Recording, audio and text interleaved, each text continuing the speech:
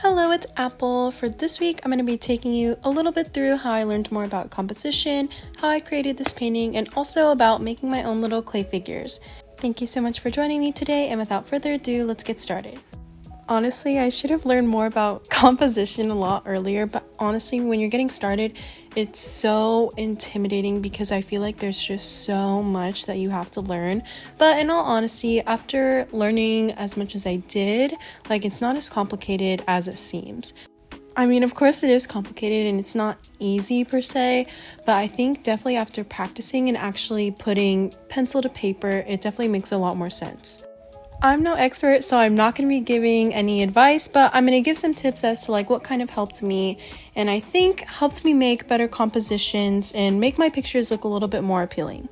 Also, another little bit of warning, a lot of these are very, very, very rough sketches, but I think for the most part you can kind of get the vibe I was hoping for. Of course, some of them are not going to make any sense, but it makes sense to me, okay?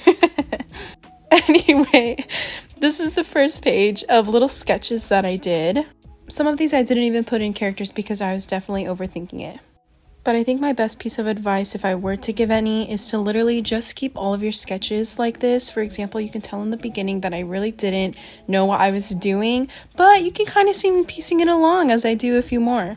On this left page, I really wish I could explain what was going on, but honestly, I don't even remember at this point, and honestly, those are probably not compositions I would use in the future anyways, but if they were, then I'm happy to still have them. I think that this is definitely where I started to get a better understanding. As you can tell, I started doing them a little bit bigger with my little characters. Also, I have never studied composition before. This is my very first study, so it is very, very rough. But here I finally started to find a composition that I liked, and this is the one that I ended up using for my painting.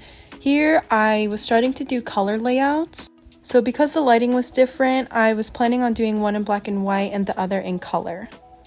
So on the left, it was just more so I could see the values that I was using, and on the right, it was just experimenting with some colors. I originally was going to put some clouds in the background, but I didn't end up doing that because I thought it would be a little bit too distracting. Okay, here's where I actually started painting. So in the beginning of the week, this was the original sketch that I had, but once I started painting it, I really was not liking the way that it came out, and I'm a big believer in trust the process and kind of wait to see how it turns out. But even when I did paint it, I was like, oh my gosh, you can really tell I haven't painted in a long time because this does not even look like my characters. It literally doesn't even look like I painted it. So I was like, you know what, I'm just going to scratch it. And I came up with this new sketch instead, where I think these ones definitely look a lot more like the characters that I had created. So I am happy that I switched it, even though I really won't do that usually that often. So here's one of them. Oh my gosh, she just looks so much better. I'm so glad I redid it. She looks so cute. Oh my god, same with the other one. She just looks so cute. Hype yourself up, guys. Support your own art. This really looks so much better.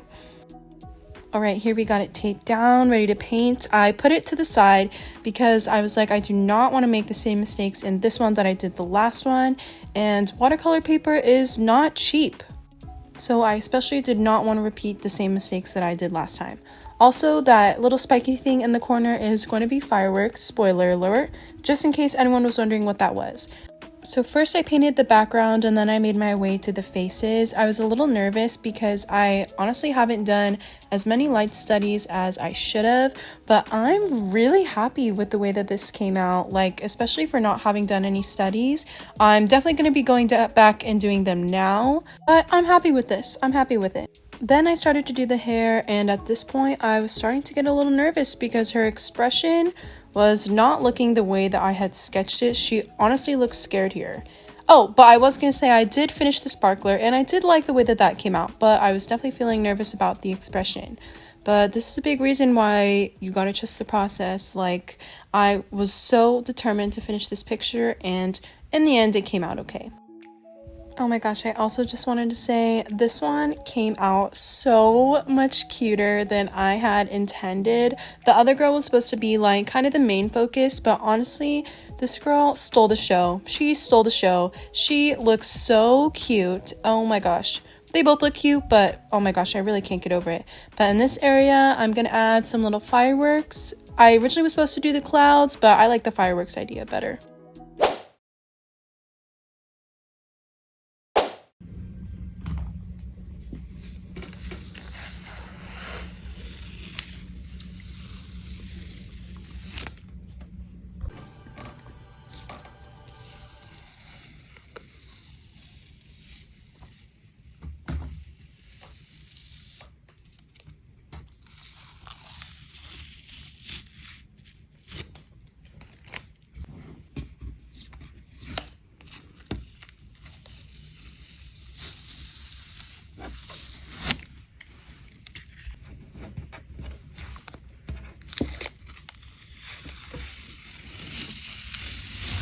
Here is my finished painting. I did the fireworks with gouache, and you can find the digital touch-up picture on my Instagram.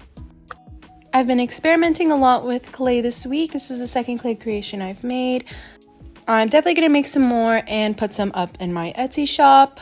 Speaking of Etsy shop, I'm going to put it in the description down below, but I did create these cow sticker sheets a while back. There are two kinds. The one on the right is the purple version and the one on the left is the green version.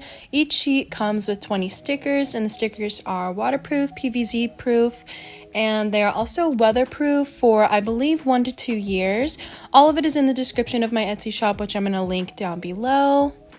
As always, thank you so much for watching. If you like this video, give it a like, subscribe, comment, etc. Thank you so much for watching, and I will see you next time.